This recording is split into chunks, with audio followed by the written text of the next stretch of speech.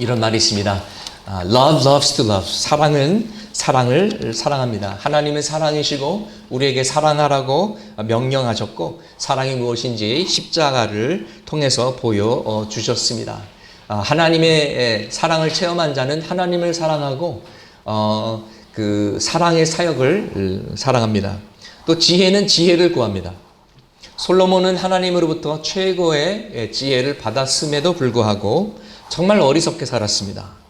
하나님을 떠나서 자기 하고 싶은 것은 다 했습니다. 쾌락에 빠져 살았습니다.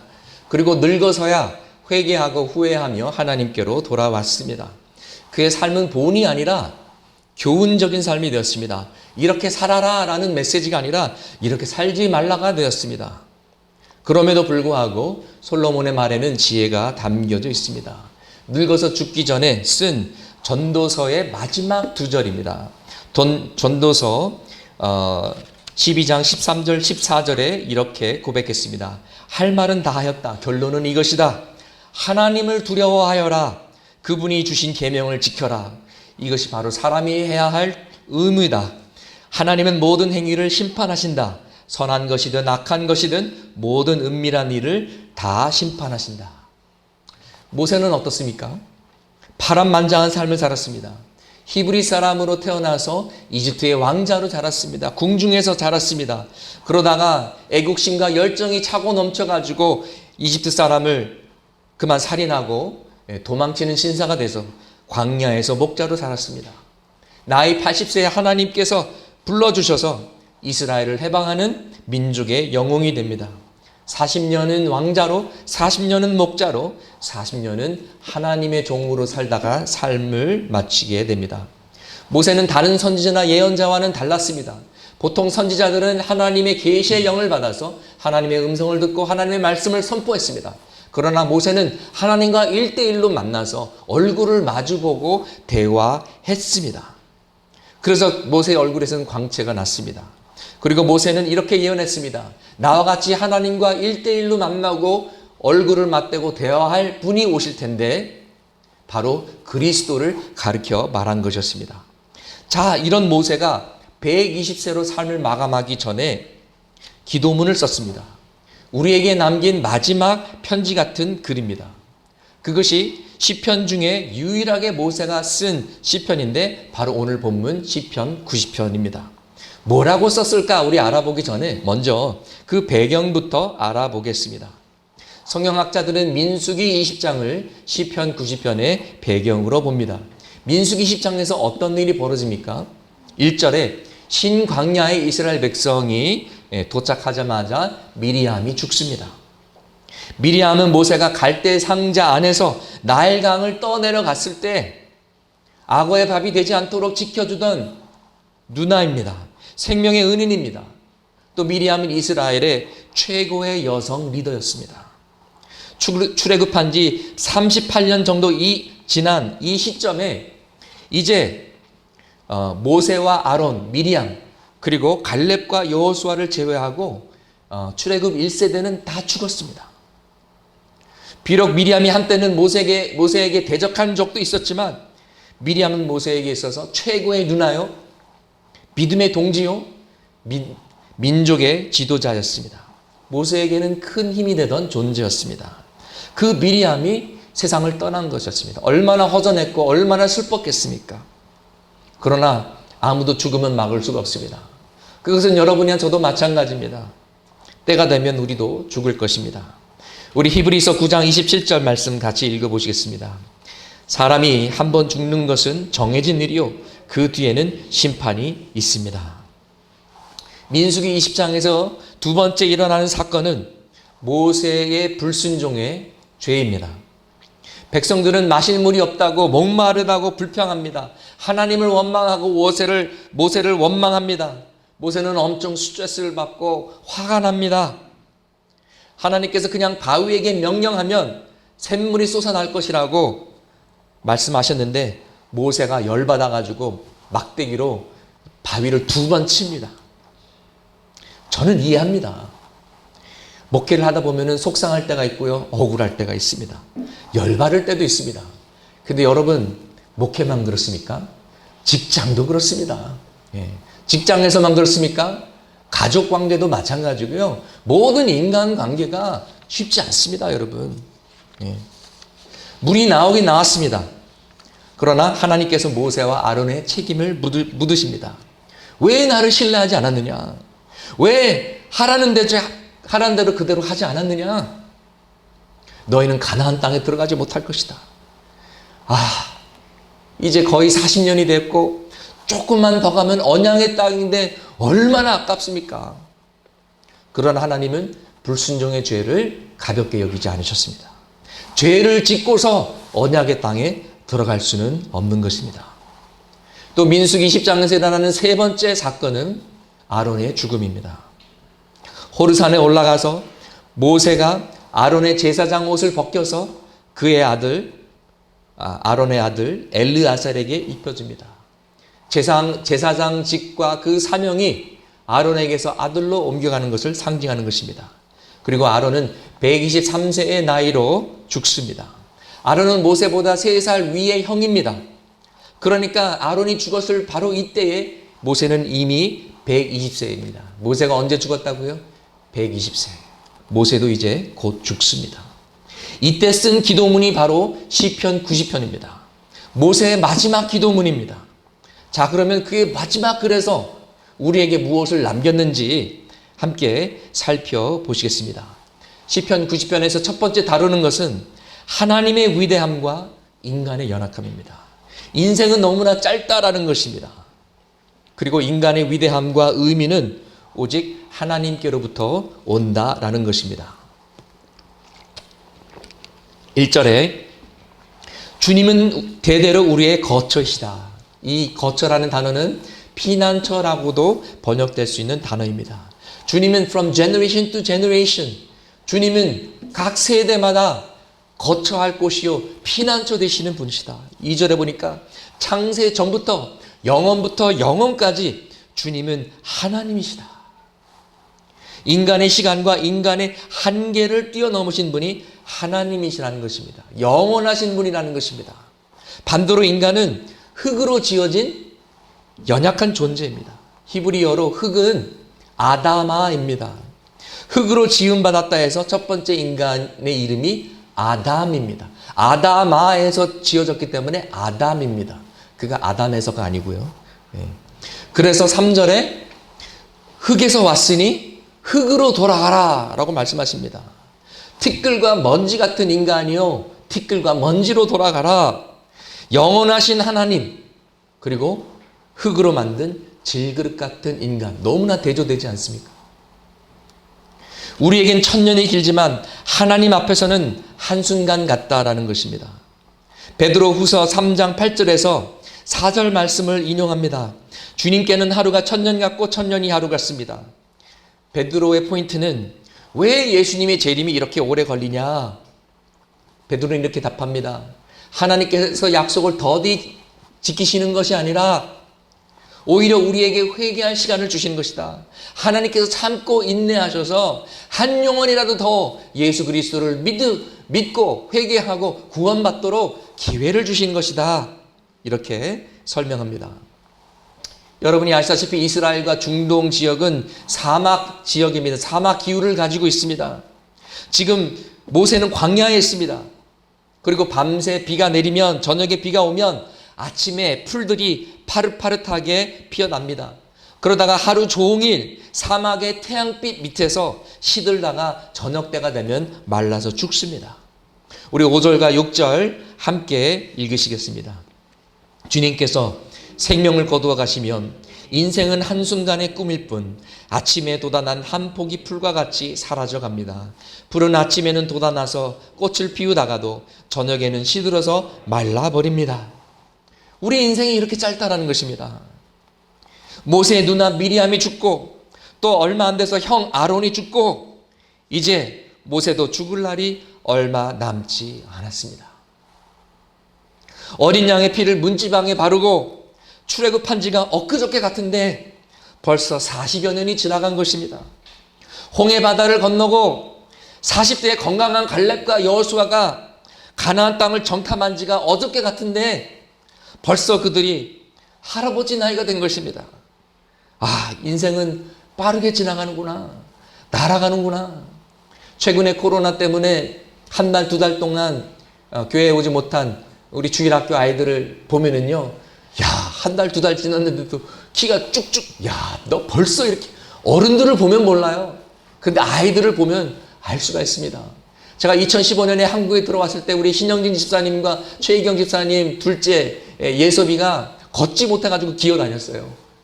그런데 그 녀석이 이제는 막 뛰어다닙니다. 참 놀랍죠. 시간 빨리 갑니다, 여러분. 우리는 흙으로 만든 연약한 인간이라는 것입니다. 그런데 질그릇 같은 인간의 가치는 오직 하나님으로부터 옵니다. 짧은 인생을 의미 있게 사는 방법은 하나님을 아는 것이요, 하나님을 살아가는 것이요, 하나님을 섬기는 것이요, 하나님의 뜻 가운데 사는 것입니다. 할렐루야. 우리 고린도전서 4장 6절에서 7절 같이 읽겠습니다. 어둠 속에 빛이 비쳐라 하고 말씀하신 하나님께서 우리의 마음속을 비추셔서 예수 그리스도의 얼굴에 나타난 하나님의 영광을 아는 지식의 빛을 우리에게 주셨습니다. 우리는 이 보물을 질그릇에 간직하고 있습니다. 이 엄청난 능력은 하나님에게서 나는 것이지 우리에게서 나는 것이 아닙니다. 흙으로 만든 질그릇 같은 우리 안에 우리는 복음이라는 보물을 가지고 있습니다. 예수 그리스도를 모시고 살고 있습니다. 우리는 이 세상에서 가장 축복받은 사람들임을 믿습니다. 아멘. 시편 90편에서 두 번째로 다루는 것은 인간의 죄와 하나님의 분노입니다. 모세는 이미 이집트의 10가지 재앙을 통해서 하나님의 심판을 보았습니다. 오직 어린 양의 피로써 죽음을 피할 수 있다는 것도 알게 되었습니다. 그리고 죄의 값은 사망이라는 그 진리를 뼈저리게 느끼고 체험했습니다. 광야에서 반란을 일으켰던 이스라엘 백성들은 땅에 삼켜지고 독사뱀에 물려서 죽는 것을 두 눈으로 지켜보았습니다. 그래서 모세는 이렇게 고백합니다. 7절에서 9절입니다. 주님께서 노하시면 우리는 사라지고 주님께서 노하시면 우리는 소스라치게 놀랍니다. 주님께서 우리 죄를 주님 앞에 들추어 내놓으시니 우리의 수문제가 주님 앞에 환히 드러납니다. 주님께서 노하시면 우리의 일생은 사그라지고 우리의 한평생은 한숨처럼 쓰러지고 맙니다. 더군다나 하나님을 1대1로 만나고 거룩한 하나님의 얼굴을 마주한 모세는 하나님 앞에 우리의 수문제가 환히 드러납니다라고 고백합니다. 하나님 앞에 숨길 수 있는 죄는 하나도 없습니다. 여러분 요새 뉴스를 보면서 깜짝깜짝 놀랍니다. 10년 전에 저질렀던 범죄, 20년 전에 지금 성인이 다 됐는데 초등학교 때, 중학교 때 저질렀던 학교 폭력, 학폭 이런 것들이 20년, 30년 지나서 나타나지 않습니까? 여러분 숨길 수 있는 범죄는 하나도 없습니다. 다 들통나고 다 드러나게 돼 있는 것입니다. 여러분 우리는 모두 죄인입니다. 죄인인 모세가 하나님 앞에 설 수 있는 이유는 딱 한 가지, 하나님의 은혜입니다. 죄인인 우리가 하나님의 보좌 앞에 나갈 수 있는 이유는 딱 한 가지입니다. 예수 그리스도의 십자가입니다. 할렐루야. 이 은혜 때문에 우리가 구원받는 것입니다. 모세는 이 은혜를 알기 때문에 13절에 회개하는 마음으로 이렇게 기도합니다. 주님 돌아와 주십시오. 언제까지입니까? 주님의 종들을 불쌍히 여겨주십시오. 자비와 은혜를 베푸소서.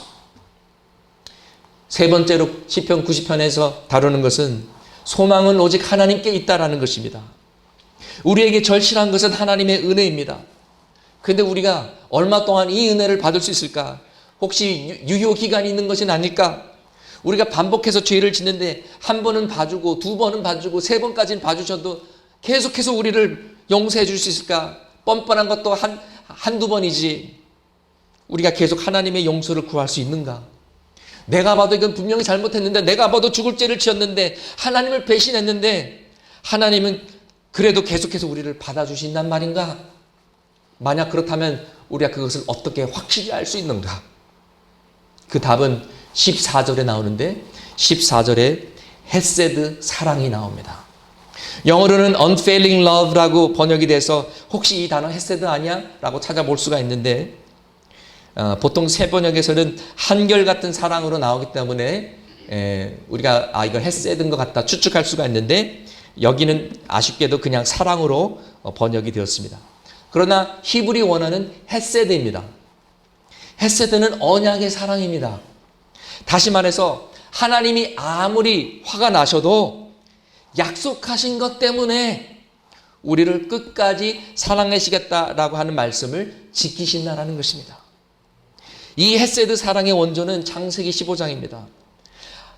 하나님께서 아브라함과 언약을 맺으시고 찢어진 희생제물 사이에 그 피 사이로 아브라함이 걸어가야 되는데 하나님께서 횃불로 지나가십니다. 우리가 언약을 깨트리더라도 하나님께서 자신이 책임지시겠다는 뜻입니다. 자신이 죽음으로 피 흘리면서까지 책임지시겠다는 것입니다. 그런데 영이신 하나님께서 어떻게 피를 흘리십니까? 불가능합니다. 그래서 성자 예수 그리스도께서 피 흘리실 수 있도록 살과 피가 되신 것입니다. 말씀이 육신이 되셔서 십자가에 매달려서 피를 뚝뚝 흘리신 것입니다. 여러분, 이것이 헤세드 사랑입니다. 언약의 사랑입니다. 아무리 하나님이 우리를 버리고 싶어도 포기하고 싶어도 버리지 않으시고 포기하지 않는 이유는 내가 책임지겠다, 끝까지 책임지겠다라고 약속하셨기 때문입니다. 성만찬의 떡과 포도주가 그리스도의 몸과 피입니다. 이것은 죄를 사하여 주려고 많은 사람을 위하여 흘리는 나의 피, 곧 언약의 피다 라고 주님께서 말씀하셨습니다. 우리에게는 언제나 하나님의 은혜와 하나님의 용서의 소망이 있습니다. 어느 때라도 너무 늦지 않았습니다. 언제든지 하나님께 돌아가면 하나님은 우리를 받아주실 것입니다. 하나님에게는 항상 소망이 있습니다. 그렇기 때문에 우리에게는 회복의 소망이 있는 것입니다. 모세처럼 우리는 기도할 수 있습니다. 주님, 우리에게 돌아와 주십시오. 우리를 불쌍히 여겨주십시오. 여러분, 이 한반도 땅에 희망이 있습니다. 왜 그런지 아십니까? 하나님은 오늘도 살아계시기 때문입니다. 하나님은 오늘도 우리를 사랑하시기 때문입니다. 대한민국에 하나님의 나라가 임하게 하여 주시옵소서. 한반도 땅에 통일과 평화가 임하게 하여 주시옵소서. 우리 자녀들이 여호와께 교회로 다시 돌아오게 하여 주시옵소서. 교회가 복음의 진리로 회복되게 하여 주시옵소서. 아멘, 아멘. 소망은 있습니다. 하나님이 살아계시기 때문입니다. 하나님의 언약의 사랑, 헤세드 사랑 때문인 것입니다. 우리 16절 함께 읽으시겠습니다. 주님의 종들에게 주님께서 하신 일을 드러내 주시고 그 자손에게는 주님의 영광을 나타내 주십시오. 아멘. 우리에게 주님께서 하신 일을 보여주시고 우리 자녀들이 주님의 영광을 보게 하여 주시옵소서. 아멘. 말씀의 적용으로 들어가겠습니다. 첫 번째 적용은요, 짧은 인생을 값지게 사는 지혜를 구해야 된다는 것입니다. 주님을 위해서 살고 영원한 것을 위해서 살아야 된다는 것입니다. 10절 말씀에 모세의 때에 인간의 평균 수명은 70이요 건강하면 80이다 라고 했습니다. 2019년 통계를 보니까 한국인의 기대 수명은 평균 82.7년입니다. 남자가 79.7년, 여자가 85.7년. 최근에 많이 좋아진 것이죠. 20년 전만 해도 한국인의 평균 수명은 72세, 73세 그 정도였는데요. 의술도 많이 좋아졌고 또 영양가 있는 또 식사 뭐 여러 가지 환경이 그만큼 좋아진 것이죠. 우리 11절, 12절 함께 읽으시겠습니다. 우리에게 우리의 날을 세는 법을 가르쳐 주셔서 지혜의 마음을 얻게 해 주십시오. 우리가 70 또는 80 평균 그렇게 산다라는 것입니다. 그렇기 때문에 이 짧은 인생을 지혜롭게 살 수 있도록 깨닫게 해 주십시오라는 기도입니다. 우리 에베소서 5장 15절에서 18절 말씀 같이 읽으시겠습니다. 그러므로 여러분은 어떻게 살아가야 할지를 살피십시오. 지혜롭지 못한 사람처럼 살지 말고 지혜로운 사람처럼 살아야 합니다. 세월을 아끼십시오. 때가 악합니다. 그러므로 어리석은 자가 되지 말고 주님의 뜻이 무엇인지 깨달으십시오. 술에 취하지 마십시오. 거기에는 방탕이 따릅니다. 성령의 충만함을 받으십시오. 하나님의 뜻을 분별하고 성령 충만을 받으라는 것입니다. 어떻게 해요? 예배를 통해서, 말씀을 통해서, 기도의 시간을 통해서 주님을 아는 데 시간을 투자해야 됩니다. 말씀을 그냥 읽고 넘어가지 마시고요. 묵상하셔야 됩니다. 씹고 또 씹어야만 그 말씀의 진리를 깨달을 수가 있습니다. 계시의 영을 구하고 지혜의 영을 구해야만 우리가 말씀을 깨달을 수가 있습니다. 더 깊이 파고 들어가야 됩니다. 성경 공부를 해야 됩니다. 여러분, 저는 목사임에도 불구하고 50이 넘었음에도 불구하고 늘 새로운 것을 배우고 깨닫습니다. 여러분도 그러시죠? 아마 오늘 처음으로 모세가 시편을 썼어? 시편 90편이 모세의 기도문이었어? 아마 처음 들으신 분도 아마 계실 것입니다. 우리는 계속해서 배워나가야 됩니다. 우리가 죽을 때까지 하나님의 새로운 진리와 은혜를 체험하기를 소망합니다. 아멘. 두 번째 적용은요, 주님의 사랑, 헤세드로 만족하고 그 기쁨을 누리는 것입니다. 웨스트민스터 소요리 문답 1번 문제와 답이 무엇이죠? 제가 하도 많이 얘기해서 아마 이제 다 아실 것입니다. 사람의 제1 되는 목적이 무엇인가? 사람의 제1 되는 목적은 하나님을 영화롭게 하는 것과 영원토록 그를 즐거워하는 것이다. To glorify God and to enjoy Him forever. 제가 서점에 들렸다가 이 책을 봤는데요. 100년을 살아보니 라는 책이 있더라고요. 100년을 살아보니 라는 책이 몇 년 전에 나왔는데 올해 이 저자는 102세세요. 연세대학교 명예교수신데 행복할 수 없는 두 가지 종류의 사람을 말씀하셨어요. 첫 번째는 물질로 행복을 찾으려는 사람은 절대로 만족할 수 없다.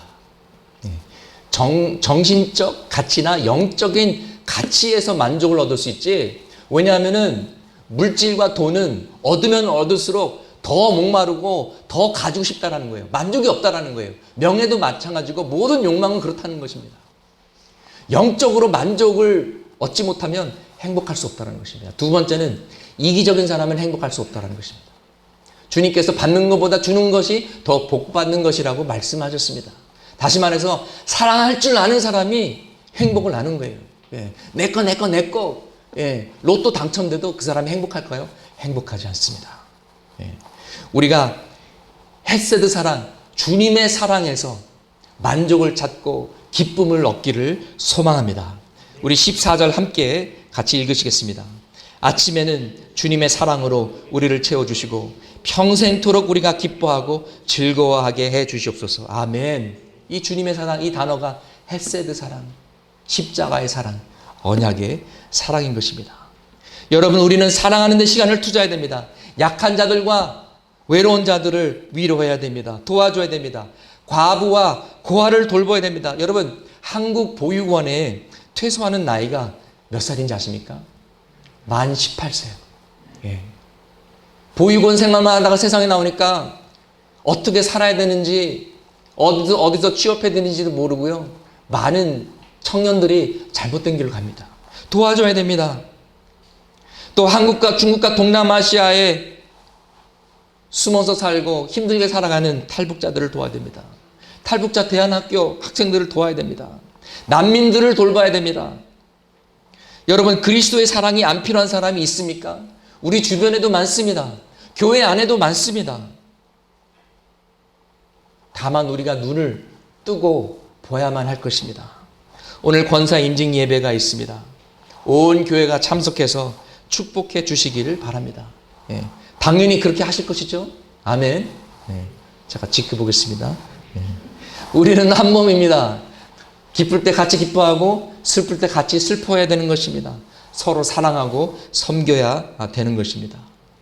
세 번째 적용은요, 주님께서 하시는 일과 주님의 영광을 구하는 것입니다. 주님의 일에 동참하신 것입니다. 주여 종들에게 주님께서 하신 일을 나타내시고 자녀들에게, 자손들에게 주의 영광을 보여주셨소서. 하나님이 이미 시작하신 일, 지금도 하고 계시는 일, 그 일이 무엇입니까? 구원의 사역입니다. 우리는 그 일에, 구원의 역사에 동참해야 될 것입니다.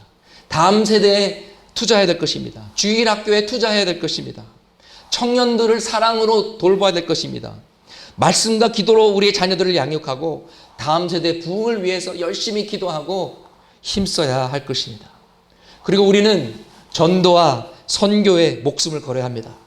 우리는 질그릇같이 보잘것없고 연약하지만 그리스도의 복음이라는 복음을 지닌 사람들입니다. 복음의 증인으로서 살아야 합니다.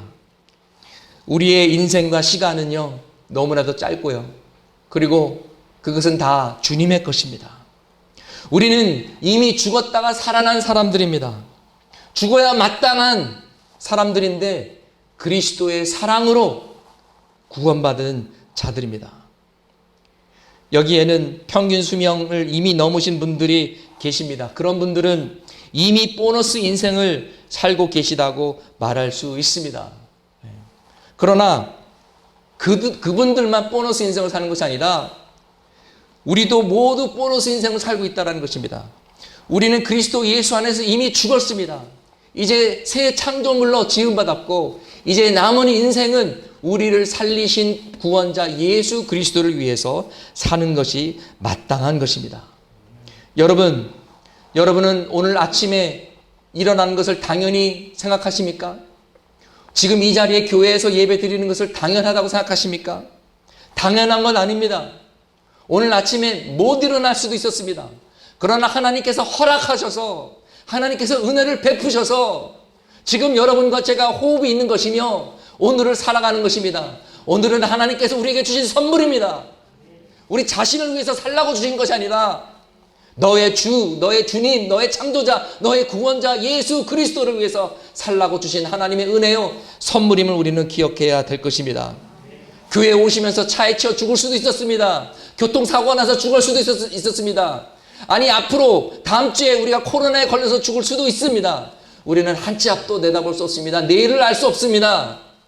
우리가 하루를 살던 80년을 살던 100년을 살던 예수 그리스도를 위해서 살기를 소망합니다. 가장 확실한 방법은 오늘을 마지막 날처럼 사는 것입니다. 오늘 저녁에 예수 그리스도께서 다시 오실 것처럼 살면 후회 없는 삶을 살 줄 믿습니다. We're all on borrowed time. Our days and our lives are not ours. They belong to Christ. So we must live for Christ. Carpe diem for Jesus. Seize the day. 목사님이 왜 갑자기 영어로 하시지? 영어가 한국말보다 더 편하기 때문에 그렇습니다. 한국보다 미국이 더 편한 사람입니다. 그런 사람이 지금 한국에 와서 외국인으로 살고 있습니다. 외국인 거소증을 가지고 살고 있습니다. 제가 한국말 할 때는 방언을 하는 것입니다. 왜? 순종하기 위해서 그렇습니다. Carpe diem, seize the day. 오늘 하루를 놓치면 안 됩니다. YOLO, Y-O-L-O, you only live once. 맞습니다. 한 번밖에 살지 못하기 때문에 후회 없이 예수 그리스도를 위해 살아야 되는 것입니다. 할렐루야. 순종하라. 아프더라도 순종하라. 순종하라. 죽도록 충성하라. 오늘 우리가 순종이란 찬양을 불렀습니다. 또 순종이라는 다큐멘터리 영화가 있습니다. 그 영화에 두 명의 주인공이 나오는데 첫 번째 주인공은 초등학교 교사였던 김은혜 선교사라는 분입니다. 남편과 어린 자녀 둘을 데리고 아프리카 우간다에 가서 살고 있습니다. 우간다는 내전으로 집단 학살과 강간, 성폭행 등 끔찍한 일들이 벌어졌던 곳입니다. 그곳을 떠나지 않고 생애를 마치신 아버지 김성종 선교사를 이어서 그 딸이 가족들과 함께 우간다 마을에서 살면서 우물을 파고 학교를 운영하며 그리스도의 증인으로서 살아가고 있습니다. 두 번째 주인공은 김영화 선교사라는 분이십니다. 레바논 난민촌에서 선교사로 살고 있습니다. 한국에서 안정적인 대기업 직업을 포기하고 내전을 피해 국경을 넘어온 난민들이 모여 사는 레바논 난민촌에서 상처 입은 영혼들을 어루만지며 살아가고 있습니다. 그의 상황이 녹록한 것은 아닙니다. 한국에 남겨둔 가족 중 정신지체 장애를 가진 동생이 있습니다. 그리고 연로한 부모를 남겨두고 왔습니다. 가족들이 너무 보고 싶어서 그 그리움을 감당하지 못해서 사진도 자주 꺼내보지 못하는 그는 난민촌에서 예수 그리스도를 통해 새로운 희망을 주기 위해 그것을 떠나지 못합니다. 순종하기 때문에 그렇습니다. 어머님이 오랫동안 일하시던 슈퍼를 최근에 그만두셨다고 그는 말합니다. 일자리를 구하다가 구하지 못해서 폐지 줍는 일을 하고 계신다고. 그래서 아버님께서 어머님에게 미안하다고 하신 말을 듣고 그는 웁니다. 순종하라. 아파도. 순종하라. 희생하더라도. 죽도록 충성하라. 몇 달 전에 아프리카 짐바브웨에서 정인영 선교사님이 돌아가셨습니다. 코로나 상황 속에 떠날 수도 있었을 것입니다. 그러나 그는 차마 선교의 현장을 떠날 수 없어서 그곳에서 사역하다가 얼마 전에 코로나로 돌아가셨습니다. 우리 정우상 선교사님이 아시는 한 분 선교사가 델리 인도에서 최근에 또 돌아가셨습니다. 그렇다고 해서 우리가 다 선교지로 가야 하는 것은 아닙니다. 선교지는 가는 곳이 아니라 우리가 살고 있는 곳입니다. 주의 종들이 이렇게 죽어가면서까지 순종하고 있는데 저와 여러분은 무엇을 하고 있습니까? 대체 무엇을 하고 있습니까? 우리가 사는 곳에서 선교사와 같이 선교적인 삶을 살기를 소망합니다. 지금 온라인으로 예배 드리시는 분들은 유튜브에 가셔서 순종, 송정미 치시면 동영상이 나올 것입니다. 저작권 때문에 온라인에서 예배 드리신 분들에게는 보여드릴 수 없고 여기 계신 분들은 이 동영상을 함께 보시고 그리고 기도하도록 하겠습니다. 같이 보시겠습니다.